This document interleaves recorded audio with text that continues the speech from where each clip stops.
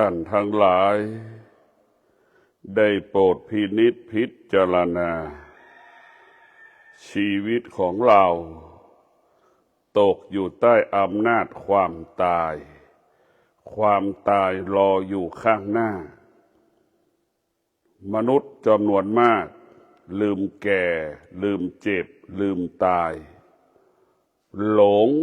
ในสิ่งที่มีอยู่หลงในร่างกายของตนเองหลงในรูปของตนเองหลงในรูปของคนอื่นต่างคนต่างหลงต่างคนต่างยึดมั่นสิ่งเหล่านี้เป็นบ่อเกิดแห่งความทุกข์ทั้งสิ้นความทุกข์ก็ไม่ได้เกิดขึ้นสำหรับคนยากจนความทุกข์เกิดขึ้นสำหรับคนที่ขาดปัญญา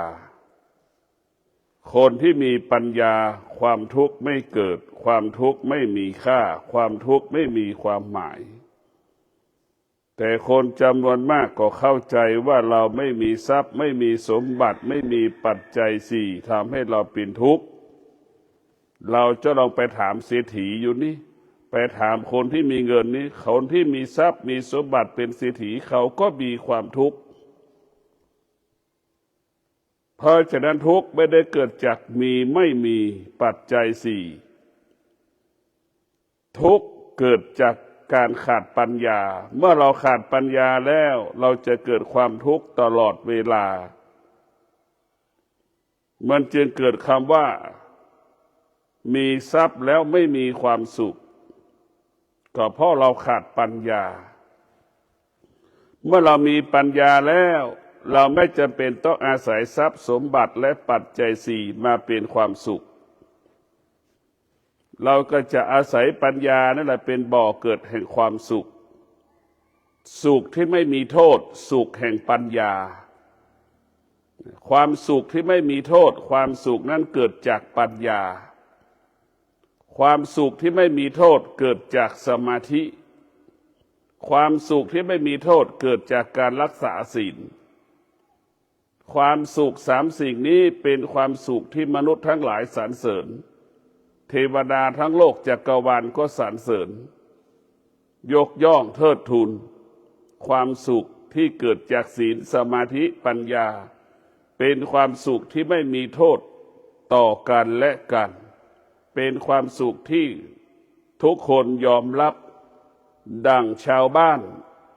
ดำรงตนด้วยศีลเป็นความสุขของชาวโลกศีลห้าเป็นความสุขของชาวโลกความสุขใดๆที่เกิดจากชาวโลกความสุขนั้นต้องประกอบไปด้วยศีลถ้าความสุขของชาวโลกเกิดจากการล่วงละเมิดศีลไม่เป็นที่ยอมรับของบุคคลใดบุคคลหนึ่งเพราะฉะนั้นศีลทั้งห้าข้อต้นกำเนิดของความสุขของชาวโลกศีลห้าเป็นต้นกำเนิดความสุขของชาวโลกหากพระสงฆ์สามเณรนักปฏิบัติไปล่วงละเมิดศีลห้าเมื่อไหร่เป็นเหตุให้เกิดความทุกข์ทั้งทีเพราะฉะนั้นศีลห้าเป็นขั้นพื้นฐานของชาวโลกเพราะชาวโลกเกิดมาต้องมีสามีต้องมีภรรยาต้องมีพ่อมีแม่มีลูกต้องอาศัยทรัพย์สมบัติปัจจัยสี่ในการดำเนินชีวิตอันนี้เป็นความสุขขั้นพื้นฐานของโลกหรือความสุขอันเป็นรากฐานของโลกต้องประกอบไปด้วยศีลทั้งห้าข้อศีลห้ามันจึงเป็นความสุขของโลกศีลห้าจึงเป็นความสุขของประชากรของโลกเพราะฉะนั้นพวกเราทั้งหลายสุขที่ไม่มีโทษสุขนั้นเกิดจากศีลทั้งห้าข้อเราจะเห็นได้ว่าโทษของการล่วงละเมิดศีลจึงเป็นเหตุให้เกิดความทุกข์เราล่วงละเมิดศีลเป็นเหตุให้เกิดความทุกข์สามีล่วงละเมิดศีลส่งผลเกิดผลให้ครอบครัวนั้นเกิดความทุกข์ส่งผลเกิดผลให้ครอบครัวนั้นไม่สงบสุขส่งผลเกิดผลให้เกิดภาระให้เกิดปัญหาให้เกิดความขัดแย้งเกิดขึ้นในครอบครัว อันนี้แหละคือคนที่ล่วงละครอบครัวใดก็แล้วแต่ที่ล่วงละเมิดศีลครอบครัวนั้นจะไม่มีความสุขครอบครัวนั้นไม่เกิดความสงบสุขกินก็ไม่มีความสุขนอนก็ไม่มีความสุขอยู่ก็ไม่มีความสุขทำงานก็ไม่มีความสุขดังครอบครัวไหนมีลูกและติดยาเสพติดเราจะเห็นได้ว่าพ่อแม่จะเป็นทุกลมหายใจกังวลใจตลอดเวลาไม่ว่าจะนั่งจะนอนจะเดินจะกินเป็นทุกข์ทั้งสิ้นเพราะฉะนั้นพวกเราทั้งหลายสุขก็คือศีลทุกข์ก็คือการล่วงละเมิดศีลทุกข์ก็คือการล่วงละเมิดศีลเราล่วงละเมิดศีลเมื่อไหร่เป็นเหตุให้เกิดความทุกข์ทั้งสิ้นดังลูกในครอบครัวใดที่ติดยาเสพติดพ่อแม่จะเป็นทุกข์ครอบครัวจะเป็นทุกข์กังวลตลอดเวลานั่นแหละเพราะฉะนั้นพวกเราทั้งหลายหงายเราก็รู้คว่ำเราก็รู้ว่าอันไหนดีอันไหนไม่ดีสุขก็เปรียบเสมือนของที่มันหงายอยู่ทุกข์ก็เปรียบสของที่มันควบอยู่เราเห็นแล้วว่าระหว่างสุขกับทุกข์อันไหนมีค่าสำหรับชาวโลกเราก็ต้องเลือกเอาถ้าชาวโลกที่มีปัญญาก็จะเลือกเอาการดำรงตนประพฤติตนด้วยศีลทั้ง5ข้อถ้าชาวโลกมีสติอยู่ก็อยู่ในกฎเงื่อนไขของศีลทั้ง5ข้อมีชีวิตอยู่ด้วยศีลชีวิตมั่นคงชีวิตปลอดภัยดังพ่อแม่สามีภรรยาลูกอยู่ร่วมกันจนแก่จนเฒ่าเพราะคนในครอบครัวดำรงตนด้วยศีลมีชีวิตอยู่ด้วยศีลจึงทำให้ชีวิตครอบครัวปกติมีพ่อมีแม่มีลูกอยู่ร่วมกันเป็นปกติขนาดเดียวกันครอบครัวใดล่วงละเมิดศีลจึงทำให้ครอบครัวนั้นเกิดความทุกข์จึงทำให้ครอบครัวนั้นเกิดแต่ปัญหาอุปสรรคจึงทำให้ครอบครัวนั้นไม่อบอุ่นจึงทำให้ครอบครัวนั้นผิดปกติพ่อแม่ก็ไม่ได้อยู่กับลูกลูกก็ไม่ได้อยู่กับพ่อแม่เช่นครอบครัวที่ไปมีคนไปติดคุกแตกแยกอย่าล้างกันอันนี้แหละคือการล่วงละเมิดศีลเป็นเหตุให้เกิดความทุกข์ทั้งสิ้นเมื่อเราล่วงละเมิดศีลจึงทำให้เราครอบครัวเราผิดปกติพ่อแม่ก็ไม่ได้อยู่กับลูกลูกก็ไม่ได้อยู่กับพ่อแม่เป็นการพัดพรากเกิดขึ้นระหว่างซึ่งกันและกันเพราะฉะนั้นพวกเราทั้งหลายความสุขเบื้องต้นเกิดจากการรักษาศีลความทุกข์เบื้องต้นเกิดจากการล่วงละเมิดศีลให้เรารู้แล้วของหงายก็ของคว่ำเราจะเลือกอันไหนเราก็เห็นสองด้านเพราะฉะนั้นเราก็ไม่ควรไปยึดติดสิ่งใดสิ่งหนึ่งเราไม่ควรเอาสิ่งใดสิ่งหนึ่งมาเป็นความสุขถ้าเราเอาสิ่งที่นอกกายมาเป็นความสุขเนี่ยมันหลงทางสุขก็อยู่ในกายทุกข์ก็อยู่ในกายสุขก็อยู่ที่จิตทุกข์ก็อยู่ที่จิตทุกข์ไม่ได้เกิดจากคำว่ายากจนคนยากจนเกิดความทุกข์มันก็ไม่ใช่คนร่ำรวยจะมีความสุขมันก็ไม่ใช่พวกเราเข้าใจเราเป็นชาวนาเราไม่มีชื่อมีเสียงเราจะเป็นคนทุกข์มันก็ไม่ใช่คนที่มีชื่อเสียงจะมีความสุขมันก็ไม่ใช่จะคนจนคนรวยคนยากจนคนจนคนรวยคนมีทรัพย์คนมีสมบัติ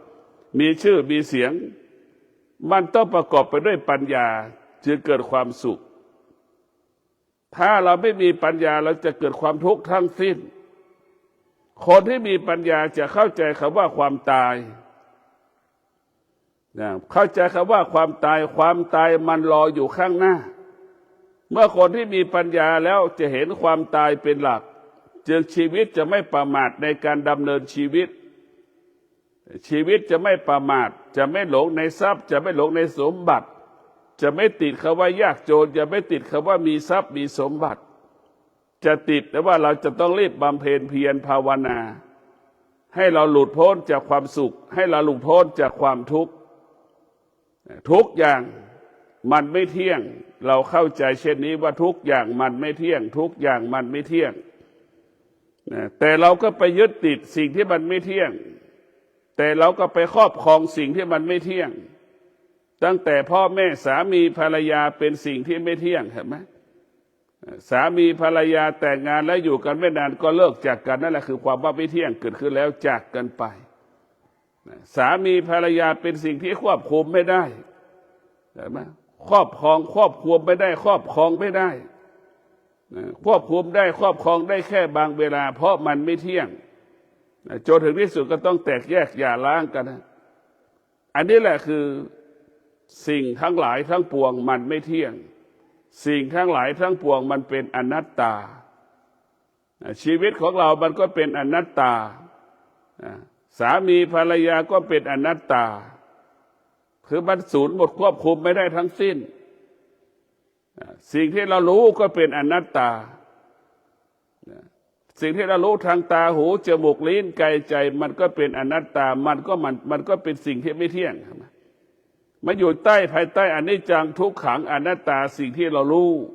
ผู้รู้ทั้งหลายจึงไม่ยึดติดสิ่งที่เป็นอนิจจังทุกขังอนัตตาผู้รู้ทั้งหลายจึงละสิ่งที่เป็นอนิจจังทุกขังอนัตตาผู้รู้ทั้งหลายจึงอยู่เหนืออนิจจังทุกขังอนัตตา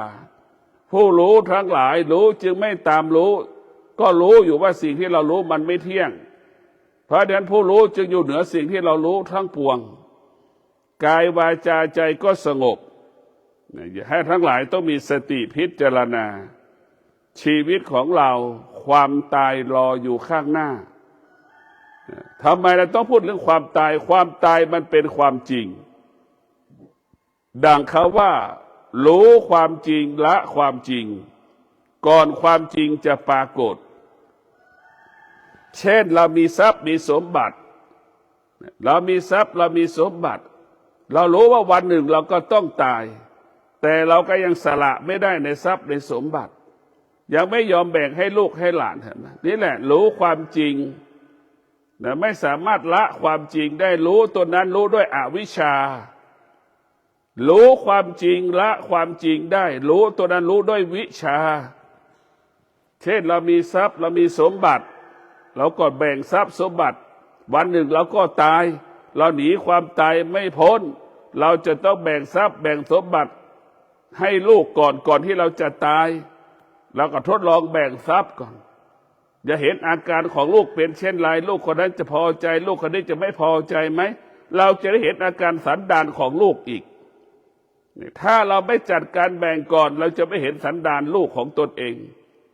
มันจะมีจำนวนมากเวลาพ่อแม่ตายลูกจึงไปคดีความฟ้องร้องกันก็เพราะพ่อแม่ไม่รู้ความจริงเข้าไม่ถึงความจริงจนถึงที่สุดพ่อแม่เป็นผู้ที่สร้างปัญหาให้กับครอบครัวลูกของตนเองลูกไม่ยอมเผาผีกันก็เพราะสมบัติพ่อแม่ไม่ยอมแบ่งพ่อแม่จะให้ลูกคนนั้นก็เกรงใจจะให้ลูกคนนี้ก็เกรงใจซ้ายถูกจนถึงที่สุดสร้างภาระปัญหาให้กับลูกในครอบครัวจนถึงที่สุดลูกเขาในครอบครัวก็ไม่เผากันไม่ไปมาหาสู่กันคดีฟ้องร้องกันอันนี้แหละคือแม่ที่มีหัวใจอวิชชาพ่อที่มีหัวใจอวิชชาจึงไม่สามารถละความจริงได้ไปยึดติดความไม่เป็นจริงสร้างภาระสร้างปัญหาให้ลูกทีหลังอีกเพราะฉะนั้นพวกเราทั้งหลายผู้รู้ความจริงว่าวันหนึ่งเราต้องตายเราก็ละความจริงละความจริงก็คือละมีทรัพย์มีสมบัติเราก็จัดการแบ่งให้ลูกให้หลานได้อีกแล้วเราเห็นสันดานลูกหลานอีกว่าลูกหลานคนที่จะพอใจไม่พอใจสิ่งที่เรามอบให้มันไปเราจะเห็นกิริยาอาการของลูกลูกคนไหนที่มีความโลภแล้วก็จะเห็นอีกว่าความโลภมันมีมากน้อยขนาดไหนลูกแต่ละคน2 คน3 คนแล้วก็จะเห็นลูกคนหนึ่งก็แสดงอาการพอใจลูกอีกคนหนึ่งก็สงบนิ่งไม่เกิดปฏิกิริยาใดๆที่พ่อแม่แบ่งสมบัติให้ก็เอาไม่ให้ก็ไม่เอาลูกที่มีความโลภลูกที่มีอวิชชานั้นจะต้องเลือกเอาสิ่งที่ดีๆไอ้ที่ไม่ดีไม่เอาโดยไม่สนใจว่าพ่อแม่จะเสียใจโดยไม่สนใจว่าพี่น้องจะร้องไห้เสียใจไม่มีคนก็มีอยู่คนในจำนวนมากที่มีหัวใจอวิชชาปกปิดความจริงเห็นแก่ตั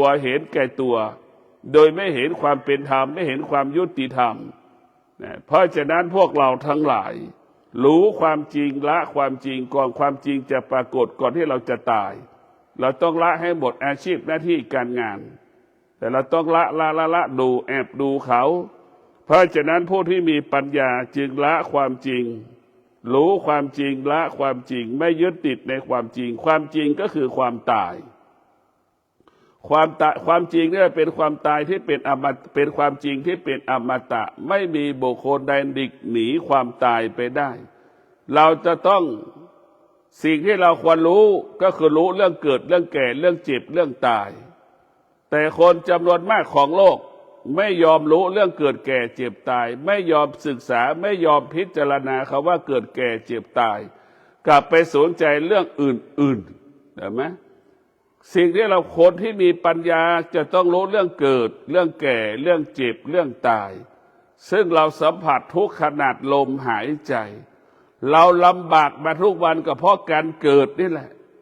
ในระหว่างที่มันเกิดมันก็เกิดความแก่แล้วก็ลำบากอีกในระหว่างที่มันจะตายมันก็เจ็บป่วยทุกข์ทรมานอีกระหว่างที่ตายแล้วก็สร้างภาระสร้างปัญหาหนี้สินให้อีกจัดงานศพไม่มีสตางค์จัดงานศพอีกไหมเพราะฉะนั้นพวกเราทั้งหลายเกิดแก่เจ็บตายเป็นแก่นเป็นสาระที่เราจะต้องพิจารณามันเป็นสิ่งที่เราควรรู้ก็คือรู้เรื่องเกิดแก่เจ็บตายเรื่องอื่นๆเราไม่ควรจะรู้เราไม่ควรจะไปรับรู้เรื่องอื่นๆเพราะฉะนั้นภาษาพระปฏิบัติจึงให้เรารู้เรื่องกายกับจิตให้รู้เรื่องจิตกับกายเรื่องรูปกับนามว่าสิ่งเหล่านี้มันไม่เที่ยงมันไม่เที่ยงแต่เวลานี้เรากลับไปสนใจใส่ใจเรื่องภายนอกกายทั้งหมดทั้งสิ้นเรากลับไม่ได้สนเกิดแก่เจ็บตายที่มันปรากฏอยู่ที่กายกับจิตเราได้เลยในเราไม่ได้สนใจมันเรามาสนใจใส่ใจมันตอนไหนตอนที่มันถูกขโมยไปแล้ว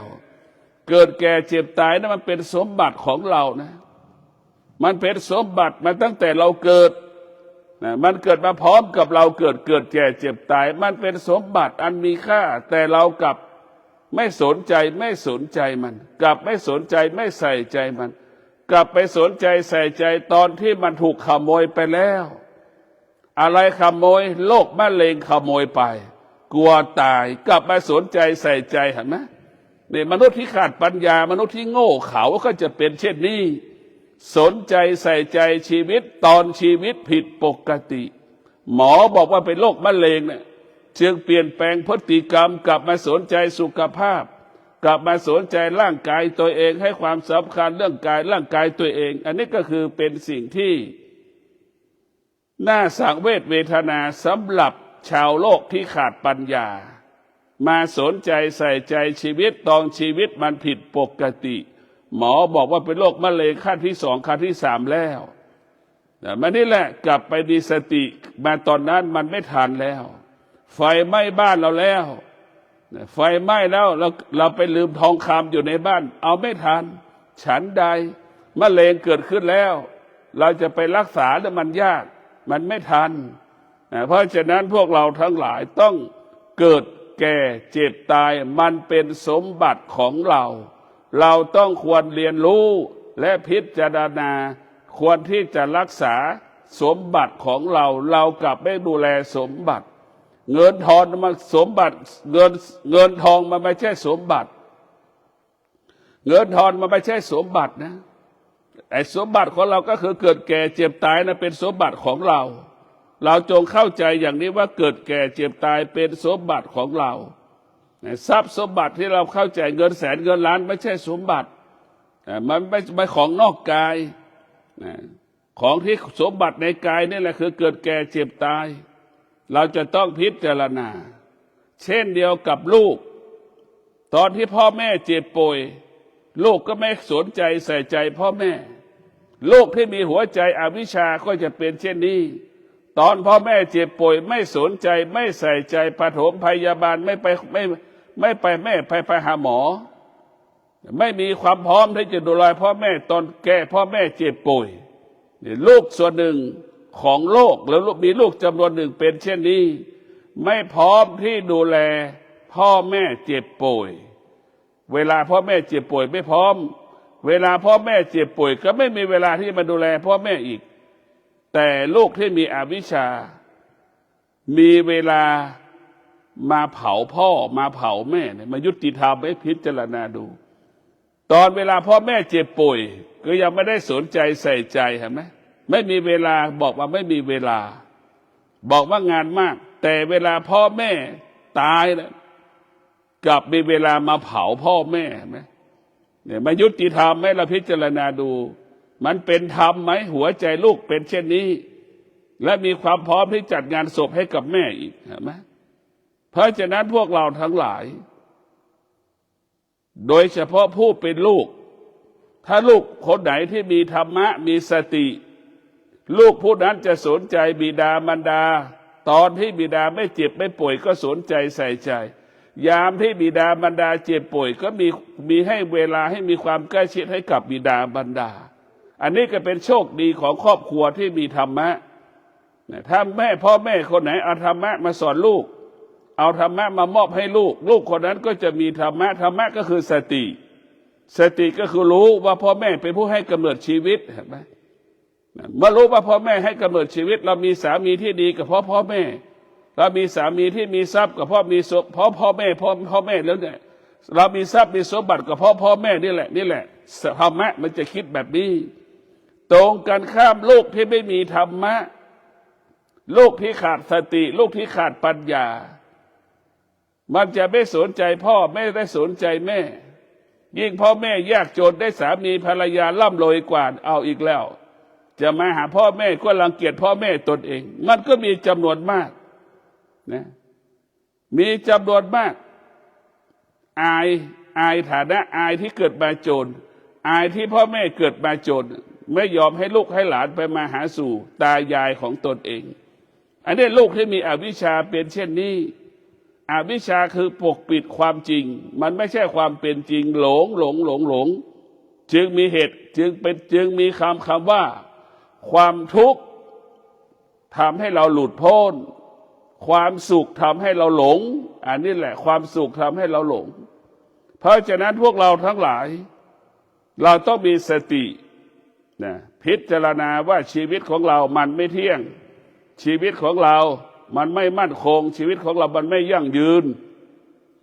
เราจะมีชีวิตอยู่ได้ต้องอาศัยธรรมะของพระพุทธเจ้านี่แหละธรรมะของพระพุทธเจ้านี่แหละจึงทำให้ชีวิตเรานั้นอยู่เป็นสุขกินเป็นสุขนอนเป็นสุขสุขด้วยศีลสุขด้วยสมาธิสุขด้วยปัญญาเป็นสุขของบริสุทธิ์เหมือนทองคำ100%เนี่ยเหมือนทอง100%นั่นแหละเหมือนอัญมณีชั้นหนึ่งของโลกสุขด้วยศีลสมาธิปัญญามีค่าดังอัญมณีชั้นหนึ่งของโลกก็ขอให้ท่านทั้งหลายได้พิจารณาว่าชีวิตของเรานั้นเราต้องควรดูแลได้แก่พ่อแม่ของเราเป็นสิ่งที่ดีที่สุดเราไปกราบไหว้พระพุทธเจ้ายังสู้กราบไหว้พ่อแม่เราไม่ได้พระพุทธเจ้าก็ตรัสแล้วว่าบูชาบุคคลที่ควรบูชามี1 ใน 6ก็มีแม่มีพ่อเราแต่ทุกวันนี้เรากลับมาไหว้ไม่ได้ไหว้พ่อไหว้แม่ไหว้พระพุทธรูปมากกว่าไหว้พระพุทธเจ้า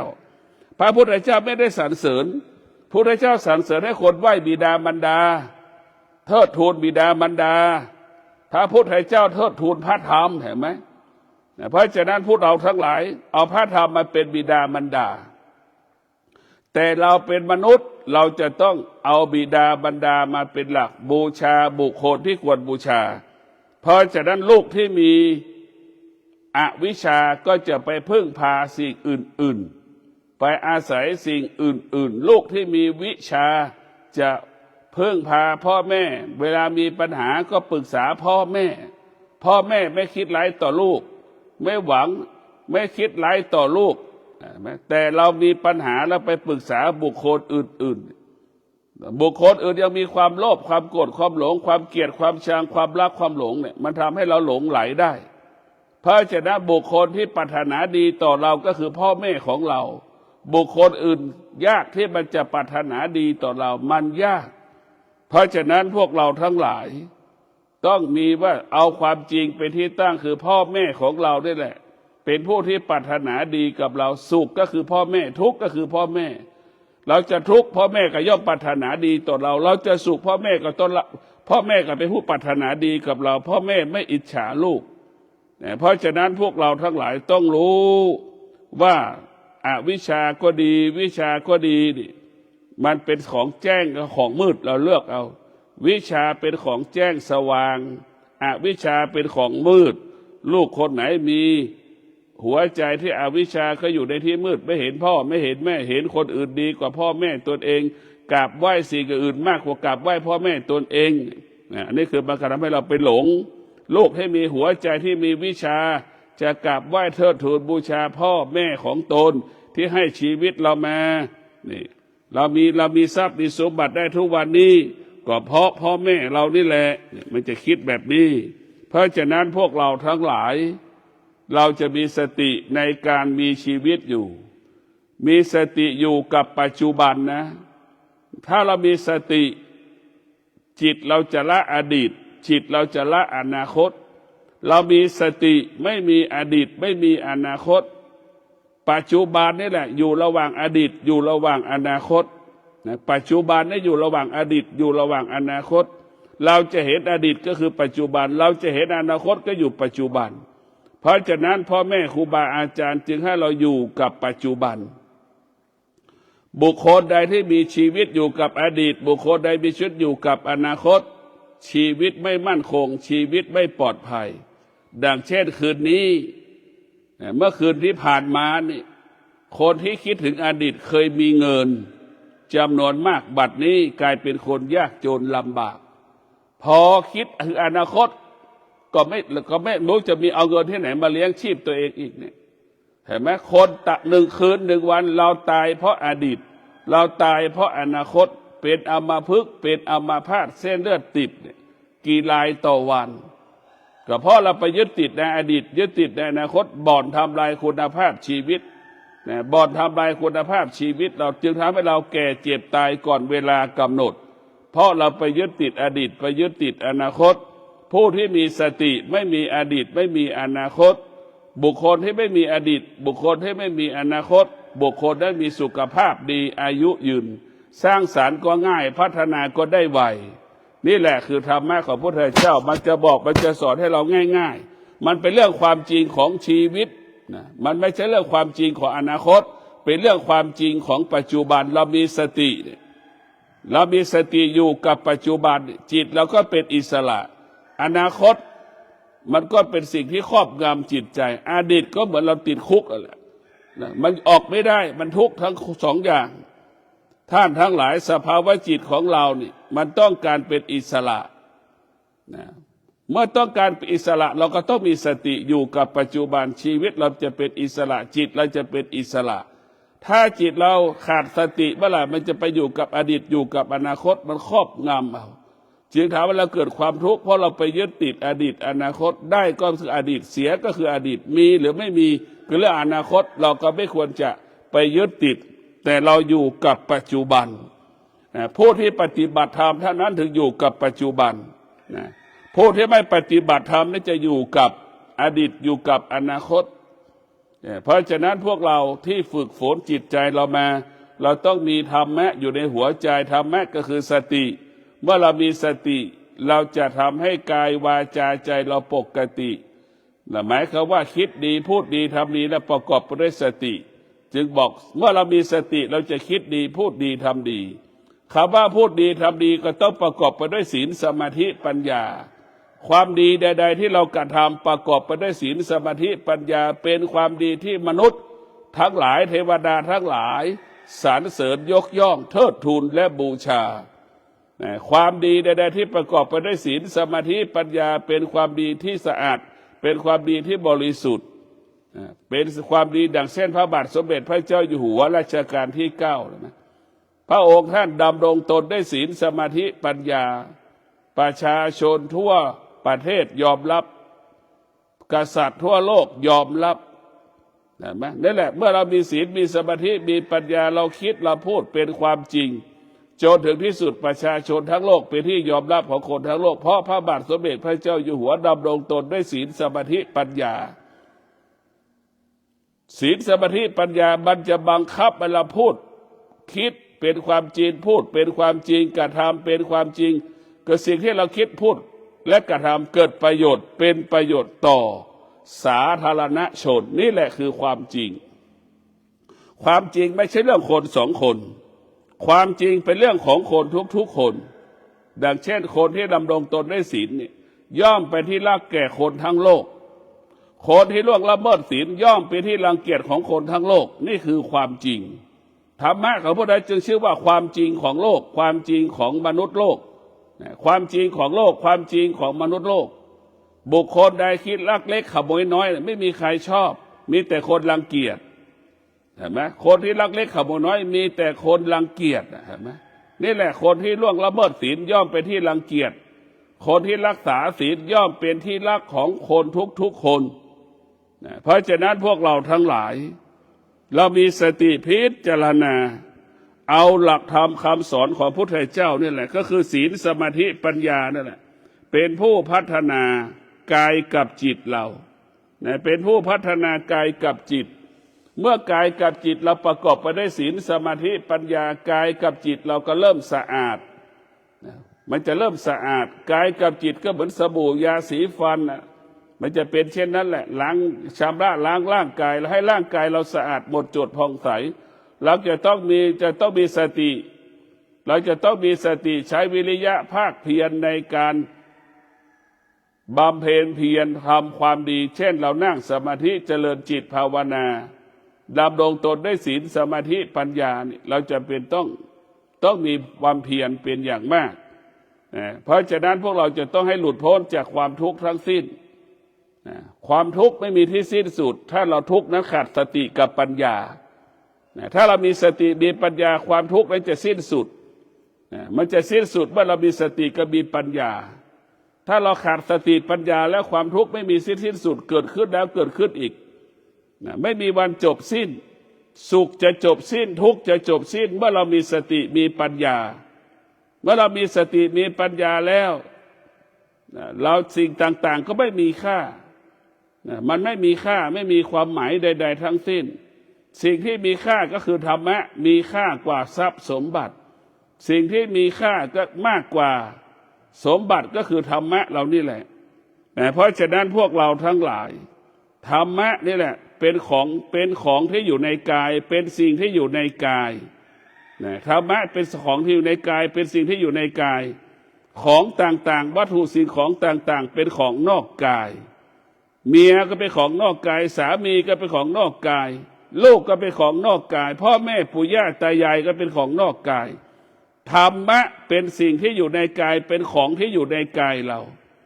ทุกคนก็ต้องมีสตินั่นคือธรรมะทุกคนก็ต้องอดทนนั่นคือธรรมะถ้าเรามีธรรมะเท่ากับเรามีสามีอยู่ในหัวใจทุกลมหายใจเท่ากับเรามีภรรยาอยู่ในหัวใจทุกลมหายใจธรรมะเป็นเจ้าของชีวิตเรานะไม่ใช่พ่อแม่เป็นเจ้าของชีวิตเรานะ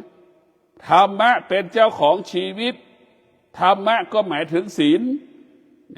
ถ้าเรารักพ่อรักแม่เราก็ต้องรักษาศีลแม่รักลูกแม่ก็ต้องรักษาศีลเห็นไหมนี่คือความจริงแม่ดื่มเหล้ารถชนเห็นไหมใครจะมาเลี้ยงลูกเห็นไหมใครจะมาเลี้ยงลูกเล็กๆนึกดูอันนี้แหละคือง่ายที่สุด